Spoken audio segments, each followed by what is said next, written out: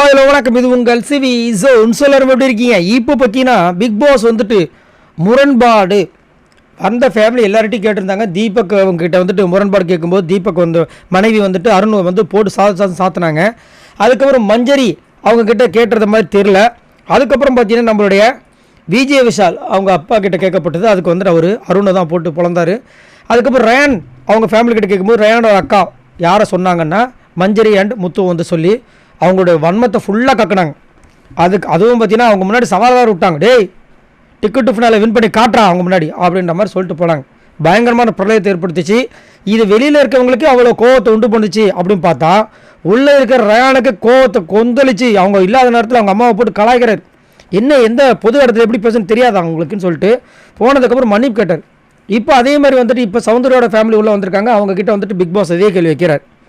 என்னம்மா சொல்லுங்கம்மா, உங்களுக்கு என்ன முரண்பாடு இருக்குது இங்கே இந்த வீட்டார் விட்டு அப்படின்னு கேட்டால் சூப்பராக நெத்தியடி பதில் சொல்கிறாங்க. என்னென்ன எங்களுக்கு முரண்பாடு இங்கே யாருக்கிட்டே இல்லை, எங்கள் சௌந்தர்யா கிட்ட மட்டும் தான் இருக்குன்ட்டாங்க. செம்ம ஷாக்கு. எல்லாருமே சிரிக்கிறாங்க. முத்துக்குமரன் போய் கை கூத்துட்டாரு. எல்லாருமே செம்ம சிரிப்பு. ஆனால் இது வந்துட்டு ஒரு தைரியம் வேணும், ஒரு நேர்மை வேணும் இதுக்கு உண்மையிலே. அதாவது சௌந்தர்யா கிட்ட இல்லாத குணங்கள் அத்தனையும் அவங்க வீட்டில் ஃபேமிலி இருக்கிற எல்லாருக்கிட்டையுமே இருக்குது. அவங்க என்ன சொல்கிறாங்கன்னா சௌந்தர்யா இந்த மாதிரி இருக்க மாட்டாங்க எங்கள் வீட்டில், அவள் இங்கே ஏன் இந்த மாதிரி பண்ண எங்களுக்கு ரியாக்ட் பண்ணுறதுக்கு ஒரு மாதிரி இருக்குது.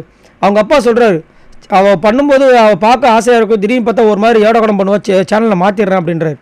ஒரு பெத்த அப்பா அந்த மாதிரி சொல்கிறாரு. அது வந்து ரியாக்ஷன்லாம் ரொம்ப மோசமாக இருக்குது. வந்து சும்மா குறை சொல்ல மாட்டாங்க, அந்த குறை எதுக்கு சொல்கிறாங்க நம்ம கேட்டுக்கணும். அதேமாதிரி அவங்க அம்மா என்ன சொல்கிறாங்க, தலைவலின்னு ஒன்று வருது, நீ போய் தலைவலிக்கு போய் மருந்து கொடுக்கணும், அது தலைவலி தானே அப்படின்னு ஏளாளமாக பேசுகிற, அது ரொம்ப பெரிய தப்பு. அதே தலைவலி உனக்கு வந்துச்சுன்னா எப்படி இருக்குன்னு கேட்குறாங்க அவங்க அம்மா.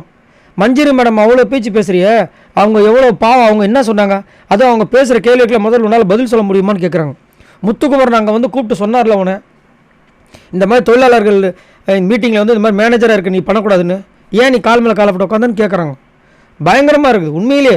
இது வந்து சௌந்தர்யாவை குறை சொல்கிறாங்கன்ற ஒரு நோக்கத்துக்காக இங்கே நான் சொல்லலை.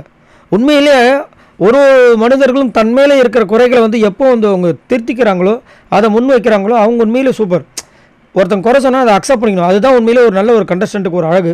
அது இங்கே பாதி பேர் இல்லை, ஒரு கால்வாசி பேருக்கு இல்லை. அதில் முதன்மையானவர் நம்ம சௌந்தர்யா. அதை தான் இங்கே வந்துட்டு நம்மளுடைய சௌந்தர்யா ஃபேமிலி இருக்கவங்க எல்லாருமே சொன்னாங்க. பயங்கரமாக இருந்துச்சு. கூடவே வந்துட்டு முத்துக்குமரன் தான் சூப்பராக வந்து சௌந்தர்யா அப்படியே ப்ரொடெக்ட் பண்ணுறாரு.